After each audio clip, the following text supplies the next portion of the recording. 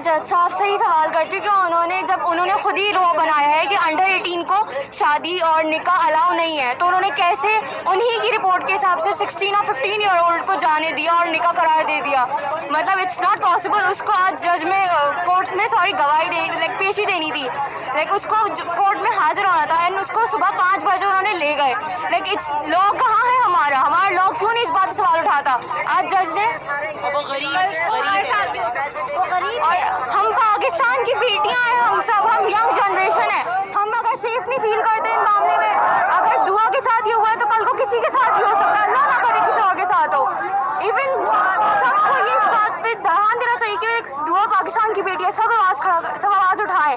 And जब वो आने वाली जनरेशन को भी, और जो वो लड़का है वो गरीब है, उसको माली बताया जा रहा है नॉल, तो उसके पास 60,000 रुपये कहाँ से आए जहाज़ की फ़्लाइट के? चलो गाड़ी बस इज इनफ, लेकिन फ्लाइट के पैसे उसके पास कहाँ से आए? कोई तो गैंग होगी उसके पीछे जो उसको इतना सपोर्ट कर रही है और इतना पैसा और सब कुछ फैसिलिटीज़ दे रही है। दुआ जब गायब हुई तो उसे कहाँ रखा कुछ नहीं पता, दुआ कहाँ रह रही थी कुछ नहीं पता किसी को, किस हाल में थी। जब उस पर लोगों ने रेड कर दिया और उसको पाया गया तो वो इतने कोने में बैठी हुई बेचारी सहमी भी, उसको इतना इन लोगों ने मैनिपुलेट करा है, इतना टॉर्चर किया है, उसको इतने ड्रग्स और ये सब दिए हैं, उसका दिमाग अभी ब्रेन वॉश कर दिया, उसका दिमाग हाजिर नहीं है फिलहाल। वो अपने माँ बाप को देख के रो रही थी, उसके हाथ काँप रहे थे, उसके पेरेंट्स बता रहे थे। एंड इतना तो होना चाहिए किसी में, चलो सब छोड़ो, ह्यूमैनिटी यार, ह्यूमैनिटी के लिए कर लो आप, ह्यूमैनिटी के लिए उस बेटी को छोड़ दो, उस बच्ची को छोड़ दो, उसको अपने पेरेंट्स के पास जाने दो।